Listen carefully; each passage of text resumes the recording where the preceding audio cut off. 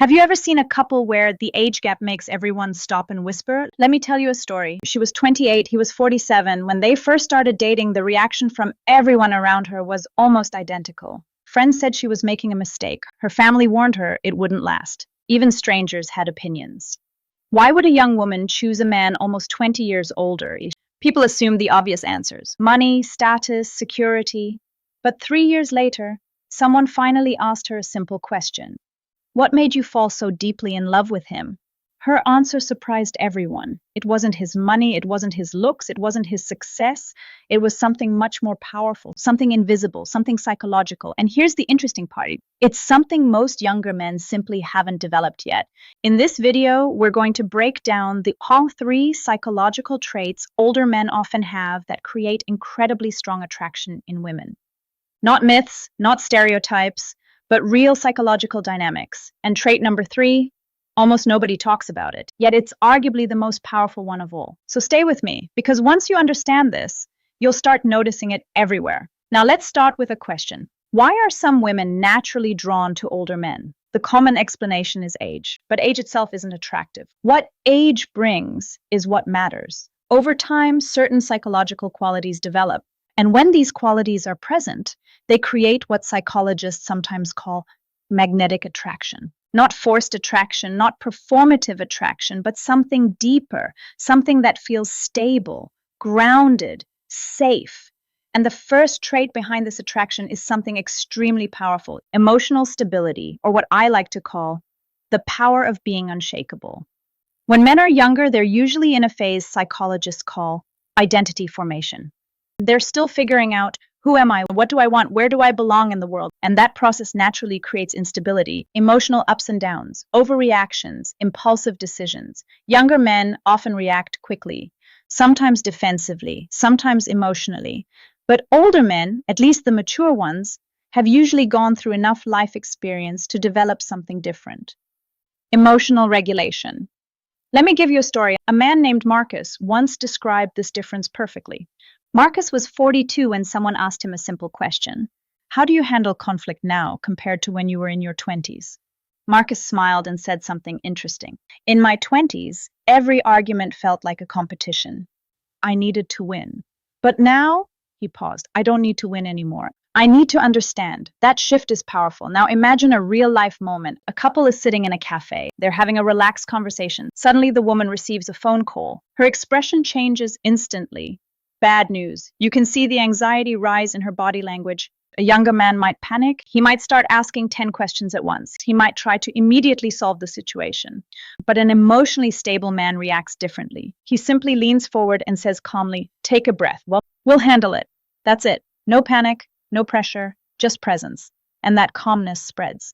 Because emotions are contagious. When one person stays grounded, the entire emotional atmosphere changes. This is what emotional stability looks like in real life. Not dramatic, not loud, just steady. Women often describe this feeling as psychological safety. From an evolutionary psychology perspective, stability signals something important: reliability, protection, consistency. It's not about dominance, it's about emotional gravity. Like standing near a mountain, you feel the weight of its stability. And that's incredibly attractive. But emotional stability alone isn't enough, because the second trait is what turns stability into magnetism. Authentic confidence, or as I like to call it, confidence without ego.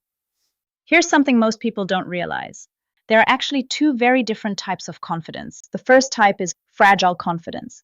This is common in younger men. It's often built on external things: money, looks, status, approval, validation. And when confidence depends on those things, it becomes fragile. Rejection feels like destruction. Criticism feels like a threat, because if the external validation disappears, so does the confidence. But there's another kind of confidence, a deeper one: failure-tested confidence. This is the kind that often develops later in life, not because someone succeeded at everything, but because they failed many times and survived. They've been rejected, embarrassed, ignored, they've lost things, started over, and after enough of those experiences, something interesting happens. They stop trying to prove themselves because they no longer need to. That creates a type of confidence that feels quiet, calm, effortless. Let me give you an example. A man named David once described a moment during a date. David was 51 at the time. During the conversation, the woman asked him, "So what do you do?" David replied casually, "I help companies solve problems they can't solve themselves."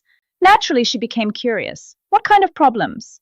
David smiled. Then he said something unexpected. "Enough about me. Let's talk about you."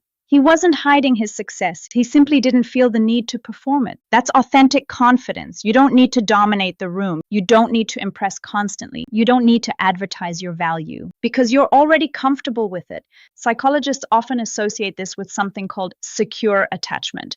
People with secure attachment don't constantly seek reassurance. They don't panic about being judged. They feel comfortable in their own identity. And here's one of the most powerful insights about attraction.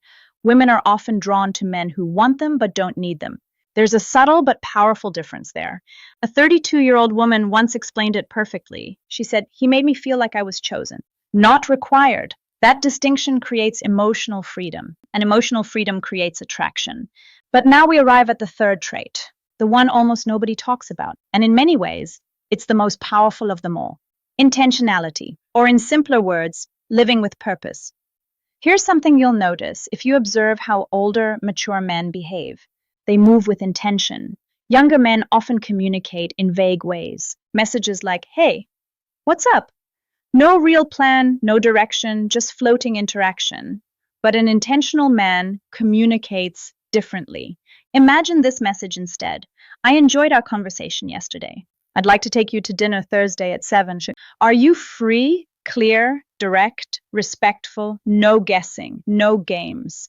Why does this happen more often with age? Because time changes perspective. At some point in life, people realize something uncomfortable. Time is limited, and once you truly understand that, you stop drifting, you start prioritizing, you become clearer about what you want. Let me share a real story. A woman named Jessica was 29 when she left a relationship she'd been in for 3 years. The breakup surprised everyone. Her previous boyfriend was her age. They had history together, comfort, familiarity, but something was missing. Later, she explained the reason. "For 3 years, I kept wondering if he saw a future with me. We talked about it dozens of times, but he never gave a clear answer." Then she met someone 15 years older, and by the third date, he said something very simple. "I see potential for something real between us. I want to build a life with the right person. I'd like to explore that with you." Clear intention, no ambiguity, no emotional fog. And that clarity changed everything because intentional men tend to show certain patterns. They plan real dates, they communicate clearly, and most importantly, they follow through. In psychology, this creates something called behavioral consistency.